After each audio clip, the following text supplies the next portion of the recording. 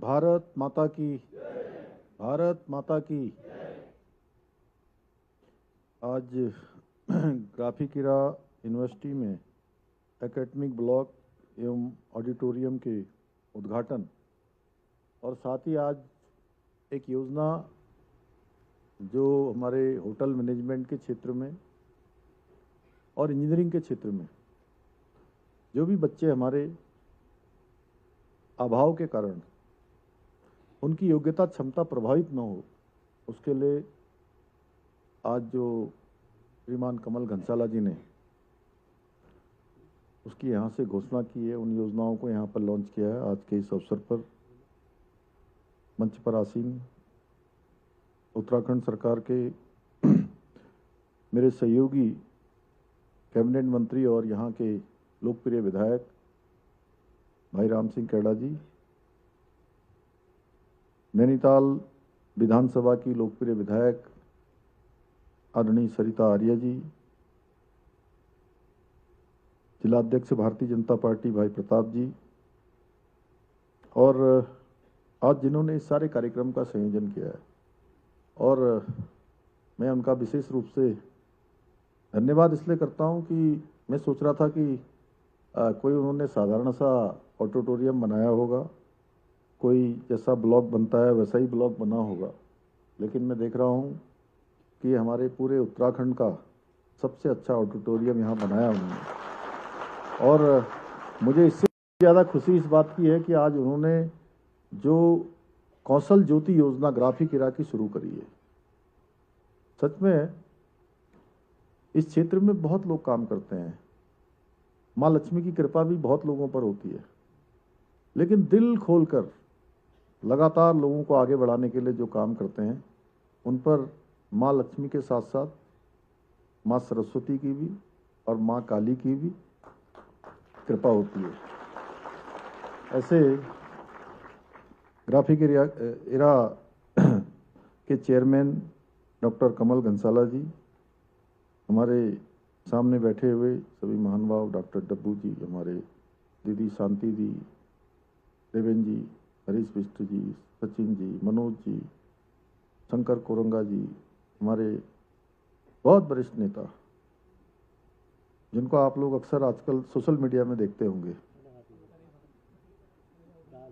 इधर वाले बच्चे देखते हैं कि नहीं देखते? खड़े हो जाओ अच्छे से खड़े हो जरा, आपसे देख लेंगे ऐसे आपको।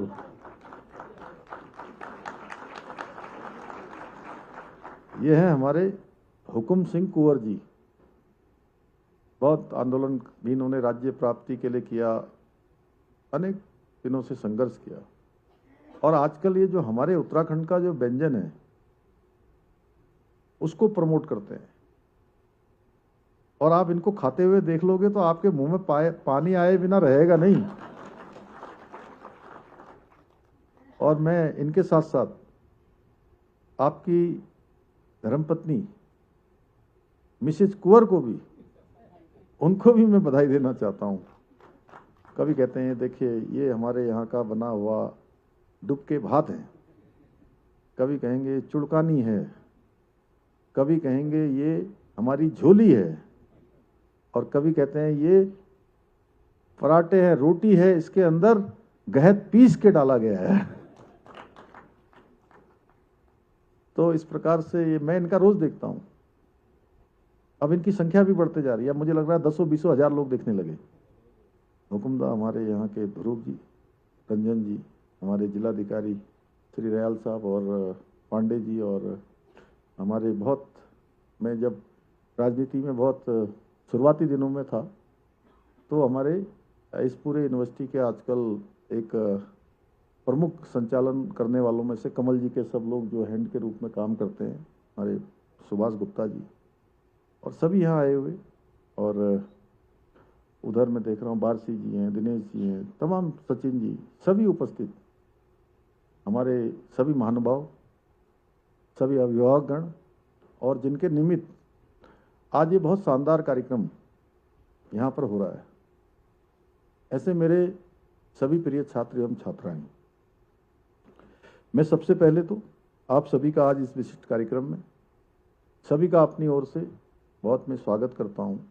आप सबका अभिनंदन करता हूं। और जिनको आज मेरे हाथों ग्राफिक इरा यूनिवर्सिटी ने यहाँ पर सम्मान करवाया, जिनका पैकेज इतना बड़ा है कि मैं तो पहले जो है, मुझे तो सच में यकीन ही नहीं हो रहा था इसलिए जो यहाँ आ रहे थे मैं उनसे पूछ रहा था, सच में क्या गजब का कौशल और क्या गजब का काम यहाँ से, किस प्रकार का इनका स्किल्ड यहाँ से बना के भेजने का काम कर रहे हैं हमारी ये ग्राफिक इरा संस्थान। तो मैं उन सभी को बधाई देता हूँ, जिन छात्रों ने, छात्राओं ने, हम बच्चों ने एक शानदार पैकेज यहाँ से शिक्षा के बाद जिनको मिला है, उसके लिए मैं आपको बधाई देता हूँ जिनको पैकेज मिला है। इसके साथ साथ अन्य लोगों को भी, बहुत लोगों को मिला होगा। सभी छात्रों को, छात्राओं को कुछ न किसी न किसी रूप में, किसी को थोड़ा ज़्यादा मिला है, किसी को थोड़ा कम मिला है, लेकिन सभी यहाँ से निकले हैं। मैं उनको भी, उनके अभिभावकगणों को भी, और ग्राफिक इरा संस्थान को भी, और उनके चेयरमैन घनशाला जी को भी मैं अपनी ओर से बहुत बधाई देता हूँ। मेरा सौभाग्य है कि आज मुझे ग्राफिक इरा में एक साथ इतने सारे एकेडमिक ब्लॉक, ऑडिटोरियम और कौशल ज्योति योजना के शुभारंभ के अवसर पर यहाँ उपस्थित होने का शुभ अवसर प्राप्त हुआ। और मैं यहाँ पहले आना चाहता था और उस दिन किसी कारण से मैं आ नहीं पाया। अभी 2 दिन पहले ही मैंने सोचा कि आज, चूँकि एक बड़ा कार्यक्रम हो रहा था, आज से हमारी सरकार, जिसने एक कार्यक्रम हमने पहले दिसंबर माह में हमने शुरू किया था, जन जन की सरकार, जन जन के द्वार, और 45 दिनों तक ये कार्यक्रम चला था। इस कार्यक्रम के माध्यम से इसका उद्देश्य था कि जो हमारे दूर दराज के क्षेत्र हैं, ग्रामीण क्षेत्र हैं, सीमांत के क्षेत्र हैं, जो हमारे जिला मुख्यालय से, ब्लॉकों से भी बहुत दूर हैं, वहाँ जो लोग आ नहीं पाते हैं, उनके बहुत सारे लोगों के प्रमाण पत्र नहीं बन पाते हैं, बहुत सारी लाभार्थी योजनाओं का लाभ, जो भारत सरकार की योजना, राज्य सरकार की योजना, वो उसको नहीं प्राप्त कर पाते हैं, कठिनाइयाँ होती हैं। बहुत छोटे छोटे काम होते हैं जो कि स्थानीय स्तर पर ही हल हो सकते हैं, बिजली के, पानी के, सड़क के, स्कूल के, आवास के, तमाम प्रकार के हमारे, उन सब कामों के लिए लोगों को भटकना न पड़े, दूर जाना न पड़े, उनके घर के पास सरकार पहुंचे और उनके घर के पास सरकार उनकी समस्याओं का हल करे। इसको लेकर जो हमारे जितने हमारे प्रशासनिक विभाग हैं, सभी विभागों का हमने न्याय पंचायत स्तर पर ऐसा शिविर लगाने का आयोजन हुआ था और 45 दिनों तक ये शिविर चला। और 45 दिनों के शिविर में हर न्याय पंचायत पर शिविर लगा, कहीं 45 दिन लगा, कहीं कहीं 2 महीने तक भी शिविर चलता रहा। जैसे बड़े जनपद हैं, हमारा पौड़ी जनपद है, वहाँ काफ़ी लंबा चला क्योंकि उसका ग्रामीण क्षेत्र काफ़ी ज़्यादा है। और उसके बाद कुछ शहरी क्षेत्रों में भी हमने कार्यक्रम किए और इन कार्यक्रमों में, इन शिविरों में इस अवधि में 6 लाख से भी ज़्यादा लोगों ने प्रतिभाग किया और लगभग 50,000 लोगों को, जरूरतमंद लोगों को उन शिविरों में सीधे सीधे, प्रत्यक्ष अप्रत्यक्ष रूप से उनकी समस्याओं का मौके पर ही समाधान भी हुआ। और उसके बाद मुझे अनेकों स्थानों से ऐसे फीडबैक मिले, लोगों ने मुझे बताया कि ये जो आपका जन जन की द्वार, जन जन के द्वार, जन जन की सरकार, जन जन के द्वार, ये कार्यक्रम बहुत अच्छा है, इसको एक्सटेंड करना चाहिए। लेकिन एक लंबा कार्यकाल बीत गया तो उसमें काफ़ी समय लग गया था, 1.5 महीने से लगभग का समय हो गया था। तो एक साथ कंटिन्यूटी में इतना एक कार्यक्रम चलाना थोड़ा कठिन होता है, इसलिए हमने तय किया कि हम इसको दूसरे चरण में चलाएंगे। और आज से वो कार्यक्रम हमने फिर से प्रारंभ किया है, 15 दिनों का पखवाड़ा। 15 दिनों तक अलग अलग विभाग अलग अलग तरीके से थोड़ा उसमें नवाचार करते हुए थोड़ा और कैसे सुविधाएं लोगों के लिए हो सकती है, कैसे लोगों की समस्याओं का आसानी से हल हो सकता है, उन सभी को उसमें प्रावधानित किया गया है। हमारे सभी अधिकारी सभी कर्मचारी इसमें जाएंगे और इसलिए भी आज ये दिन विशेष है क्योंकि आज हमारी सरकार ने सेवा, सुशासन और समर्पण और विकास के 5 वर्षों का कालखंड पूरा किया है और इन 5 वर्षों में हमने शिक्षा, स्वास्थ्य, पेयजल, आधारभूत संरचना, रोजगार और युवाओं के सशक्तिकरण को सर्वोच्च प्राथमिकता देते हुए उत्तराखंड के विकास को नई ऊंचाइयों पर पहुंचाने के निरंतर प्रयास किए हैं। मैं आप सभी के माध्यम से प्रदेश की अपनी समस्त जनता को, सभी देवतुल्य नागरिकों को ये विश्वास दिलाना चाहता हूं कि आगे भी हम इस काम को अनवरत रूप से इसी प्रकार करते रहेंगे। साथियों, किसी भी राज्य का भविष्य उसकी सड़कें या इमारतें नहीं होती हैं। जैसा अभी यहाँ पर उद्घोषिका कह रही थी कि भवन नहीं होते हैं, बल्कि उसके विद्यालय, विश्वविद्यालय और युवाओं के सपनों से भविष्य तय होता है। मुझे प्रसन्नता है कि ग्राफिक इरा ने शिक्षा के क्षेत्र में, शोध के क्षेत्र में, अनुसंधान के क्षेत्र में, नवाचार और कौशल विकास के क्षेत्र में जो पहचान बनाई है वो उत्तराखंड ही नहीं बल्कि पूरे देश के लिए एक प्रेरणा है। और मैं जानता हूं कि कई लाखों स्टूडेंट वहां से निकल कर चले गए हैं। और देहरादून के कार्यक्रम में तो मैं एक दिन गया था, आपके शाम को सांस्कृतिक कल्चरल प्रोग्राम था, तो मुझे लग रहा था कि मैं देहरादून में हूँ या कहीं और हूँ। इस प्रकार से मतलब मुझे लगता है कई देशों के, कितने देशों के लोग होते हैं कमल जी? 26 देशों के स्टूडेंट जो है ग्राफिक इरा में आज शिक्षा ग्रहण कर रहे हैं। और ग्राफिक इरा ने ये सिद्ध किया है कि यदि संकल्प हो, गुणवत्ता हो और ध्येय हो कि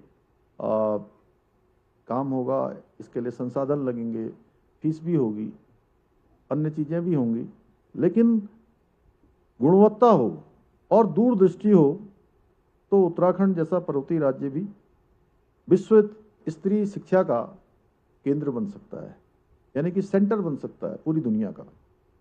मुझे पूरा विश्वास है कि ये नया एकेडमिक ब्लॉक, आधुनिक ऑडिटोरियम और आज से जो हम सब ने यहाँ से अभी कौशल ज्योति ग्राफिक इरा योजना प्रारंभ की है, ये हमारे विद्यार्थियों को और बेहतर शैक्षणिक वातावरण प्रदान करेगी, उनकी प्रतिभा को नई उड़ान देने का काम करेगी तथा शोध, नवाचार और रचनात्मक सोच को और अधिक गति मिलेगी।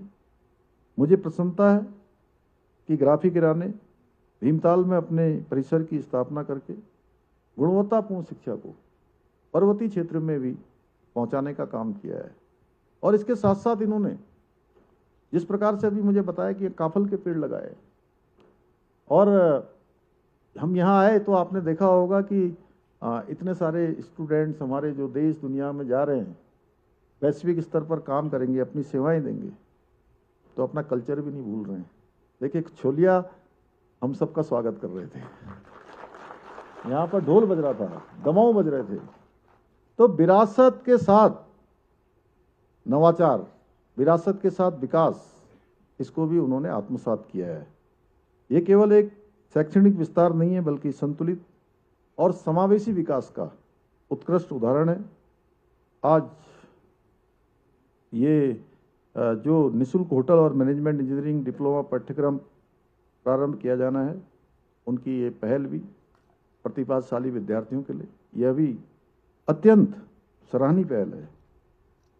साथियों, शिक्षा तभी सार्थक होती है जब वो समाज के अंतिम व्यक्ति का भला करे, समाज के अंतिम व्यक्ति को आगे आने के लिए उसको अवसर मिले, उसको स्किल्ड करे, मुझे जानकर खुशी हुई है कि कुमाऊं मंडल में ग्राफिक एरा मेडिकल कॉलेज एवं अस्पताल, जिसके बारे में अभी कमल जी ने कहा कि 100 बेड का हॉस्पिटल यहीं भीमताल में खोलेंगे, इस दिशा में भी कार्य किया जा रहा है।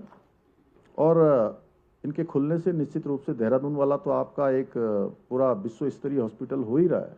इसमें शानदार सुविधाएं हैं, शानदार मल्टी स्पेशलिटी है।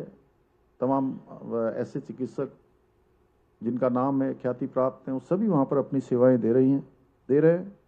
और इनके होने से जहाँ स्वास्थ्य सेवाएं मजबूत होंगी, वहीं हमारे युवाओं को भी, नौजवानों को भी नए अवसर, उनको रोजगार के भी उनका भी सृजन होगा। साथियों, आदरणीय प्रधानमंत्री श्री नरेंद्र मोदी जी के नेतृत्व में हमारी सरकार उत्तराखंड में शिक्षा, नवाचार, अनुसंधान के क्षेत्र में देश के अग्रणी राज्यों में हमारा राज्य भी स्थापित हो, उसके लिए हम निरंतर कार्य कर रहे हैं। हमने नई शिक्षा नीति का क्रियान्वयन किया। हम विश्वविद्यालय में artificial intelligence, machine learning, data science और उभरती तकनीकों से जुड़े आधुनिक पाठ्यक्रमों को निरंतर बढ़ावा दे रहे हैं। साइंस टेक्नोलॉजी के क्षेत्र में अनेक काम कर रहे हैं। जगह जगह पर हम साइंस सेंटर खोल रहे हैं। साइंस के सेंटरों के साथ साथ इनोवेशन के काम कर रहे हैं। देहरादून में जो साइंस सिटी का निर्माण हो रहा है, वो हमारे भारत की 5वीं सबसे बड़ी साइंस सिटी है। उसका एक बड़ा केंद्र बन रहा है। हल्द्वानी में भी बन रहा है, अभी रुद्रप्रयाग में शुरू हुआ है, चंपावत में भी बनकर तैयार हो गया है, मानसखंड केंद्र हमारा अल्मोड़ा का प्रारंभ हो गया है। हर एक जनपद में 13 के 13 जनपदों में हम इस प्रकार के सेंटर खोल रहे हैं साइंस के क्षेत्र में। और हल्द्वानी में एस्ट्रो पार्क और अल्मोड़ा में साइंस सेंटर, ऐसे महत्वपूर्ण संस्थानों के माध्यम से राज्य में वैज्ञानिक सोच और अनुसंधान की संस्कृति है, उसको मजबूत किया जा रहा है। आज के मैं इस अवसर पर कुछ बातें अपने युवा छात्र छात्राओं से भी कहना चाहता हूं कि मेरे प्रिय युवा साथियों, आज दुनिया का परिवेश तेजी से बदल रहा है। पुराने अवसर समाप्त हो रहे हैं और नए अवसर सर्जित हो रहे हैं। नई तकनीकी है, रोज नए अवसर लेकर आ रही है। टेक्नोलॉजी लगातार नए अवसरों को, हमें नए अवसर प्राप्त करा रही है। और आने वाले समय में वही युवा आगे बढ़ेगा जिसके अंदर सीखने की क्षमता होगी, नवाचार की सोच होगी। और जो परिवेश बदल रहा है, जो वैश्विक परिदृश्य बदल रहा है, उस वैश्विक परिदृश्य के साथ स्वयं को ढालने का साहस करेगा। यानी कि स्वयं को वैसा ही बनाएगा जैसे हमको आज जैसी आवश्यकता है, जैसे दुनिया के लोग चाहते हैं। क्योंकि आज वैश्विक रूप से, आज पूरे वर्ल्ड के अंदर प्रतिस्पर्धा बढ़ रही है, लगातार कंपटीशन लगातार बढ़ रहा है। तो इस कंपटीशन में हमको भी पीछे नहीं रहना है। हमको भी उस कंपटीशन में अपने को सबसे आगे रखने का लगातार प्रयास करना है। अपने भीतर हमको नेतृत्व की क्षमता, नवाचार, समाज के प्रति उत्तरदायित्व की जो भावना है, उसको हमें विकसित करना होगा। हमारी सरकार भी यही प्रयास कर रही है कि उत्तराखंड का अब हमारा युवा केवल नौकरी खोजने वाला नहीं, बल्कि आने वाले समय में वो रोजगार देने वाला बने। अपने रोजगार के साथ अन्य लोगों के रोजगार को भी सृजित करे। इसी उद्देश्य से राज्य में स्टार्टअप, इनोवेशन और उद्यमिता को लेकर निरंतर हम प्रोत्साहित कर रहे हैं। प्रिय छात्र छात्राओं, आप में से अनेक युवा प्रतियोगी परीक्षाओं की तैयारी भी कर रहे होंगे और सरकारी सेवाओं में जाने का सपना भी देखते होंगे कि हम यहाँ से पढ़ाई करेंगे, फिर तैयारी करेंगे। और जो सरकारी जो अनेक विभागों की भर्तियां निकलती हैं, आवेदन निकलते हैं, उन सभी में आवेदन भी करेंगे।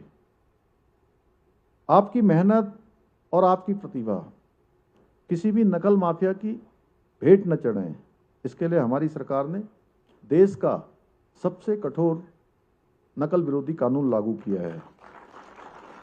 और उसके परिणाम भी सबके सामने आए हैं। पिछले 4.5 वर्षों में 34,000 से अधिक हमारे युवा भाई बहनों को पारदर्शिता के आधार पर, बिना किसी भ्रष्टाचार के, बिना किसी नकल के, योग्यता, प्रतिभा और क्षमता के आधार पर सरकारी नौकरियां प्राप्त हुई हैं। और इसमें से एक में भी कहीं पर भी पर्ची नहीं चली है, कहीं पर खर्ची नहीं चली है। बिना पर्ची, बिना खर्ची के नौकरियां मिली हैं। और परिवर्तन क्या आया है? परिवर्तन यह आया है कि इसी में से हमारे यही युवा पिछले 5 सालों से, 7 सालों से, 8 सालों से नौकरी की तैयारियां कर रहे थे कि हमारा चयन होगा। उनके अंदर सभी प्रतिभाएं थी, योग्यता थी, क्षमता थी, अच्छी तैयारी थी, लेकिन नकल माफियाओं के कारण उनकी प्रतिभा, योग्यता, क्षमता उनके साथ न्याय नहीं हो पा रहा था। अब उन्हीं में से वो तब भी परीक्षा दे रहे थे और परीक्षा अब भी दे रहे हैं। तब में और अब में अंतर ये हुआ कि तब उनका एक भी परीक्षा में चयन नहीं होता था। जब रिजल्ट आता था तो उनको मायूसी हाथ लगती थी, और अब वो एक साथ 4-4 परीक्षाओं में एक साथ उनका चयन हो रहा है। 4-4 जगह उनका एक साथ चयन का उनको मौका मिल रहा है। ये अंतर हुआ है। आज उत्तराखंड का युवा विश्वास के साथ कहता है कि इस राज्य में प्रतिभा और परिश्रम दोनों का ही सम्मान होता है। मैं आप सबसे केवल एक बात कहना चाहता हूं कि बड़े सपने देखिए, साथ ही उन सपनों को पूरा करने के लिए सारे प्रयत्न कर दीजिए, परिश्रम कर दीजिए, क्योंकि बड़े सपने देखने से हमारा मन, हमारे विचार वो भी बड़े हो जाते हैं। जब हम बड़ी कल्पना करते हैं तो एक दिन वो बड़ी कल्पना छोटी हो जाती है और हमारे विचार बड़े होकर संकल्प से सिद्धि को प्राप्त हो जाते हैं, यानी कि हमारा लक्ष्य हमको प्राप्त हो जाता है। और कभी बहुत प्रयत्न करने के बाद, प्रयास करने के बाद यदि सफलता नहीं मिल रही है, असफल भी हो रहे हैं, तब भी कोई घबराने की आवश्यकता नहीं है, क्योंकि वही आपको सफलता के लिए और अधिक मजबूत बनाती है। और तय मानिए, हमारे सामने चुनौतियां आती हैं, वो चुनौतियां हमको भविष्य के लिए कुछ न कुछ तैयार कर रही होती हैं। आप ये सोचिए कि भाई इतने सारे स्टूडेंट हैं, इतने सारे हमारे बच्चे हैं, उसमें से आप ही कुछ सैकड़ों लोग यहाँ पर हैं, तो ये तय मानिए कि भगवान ने आपके लिए कोई ना कोई प्लानिंग की हुई है। और बहुत बार होता है कि हमको ये चाहिए, हमको वो चाहिए, हमें यहाँ जाना है, हमें वहाँ जाना है, और हम वहाँ नहीं पहुँच पाते हैं। तो उस समय भी अपने आप को कभी नकारात्मक दिशा में मत लेकर जाइए, क्योंकि आप जो चाहते हैं वो मिल जाए तो बहुत अच्छा, और अगर आपको जो चाह रहे हैं वो नहीं मिल रहा है तो आप ये सोचिए कि भगवान ने आपके लिए उससे अच्छा तय किया हुआ है जो आपके लिए सही होगा। इसलिए घबराने की आवश्यकता नहीं होती है। मुझे पूरा विश्वास है कि आज इस सभागार में बैठे हुए आप में से अनेक विद्यार्थी भविष्य में विभिन्न विभिन्न क्षेत्रों में जाएंगे और विभिन्न विभिन्न क्षेत्रों में जाकर नेता बनेंगे। बनेंगे ना नेता? नहीं, अरे ऐसे नेता भी बन जाएंगे, राम सिंह जी जैसे, मेरे जैसे 2-4 लोग, तो इसमें से कोई दिक्कत नहीं है। लेकिन नेता कौन होता है? सरिता जी जैसे, प्रताप जी जैसे, या हमारे महानुभाव जो आगे बैठे हैं इनके जैसे। नेता कौन होता है?